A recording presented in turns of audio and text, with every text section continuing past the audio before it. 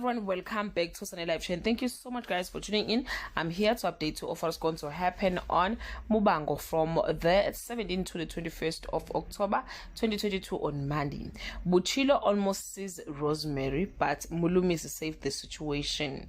Shaz tells Gugu that she's selling to Hangwane, but Gugu counters on Tuesday. James and Azwindini Beckel line are drawn. The royal family decide that Buchilo cannot be told the truth. Shaz is conflicted about selling his shares to Gugu on Wednesday.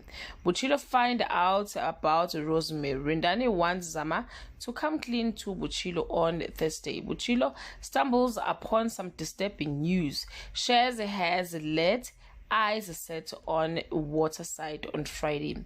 James and Letsatsi betray Itseng.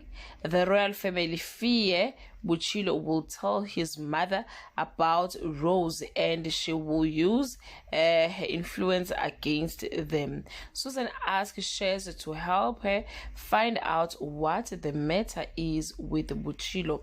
Guys, this is all I have for today. You can leave your comment below and share your opinion. Bye.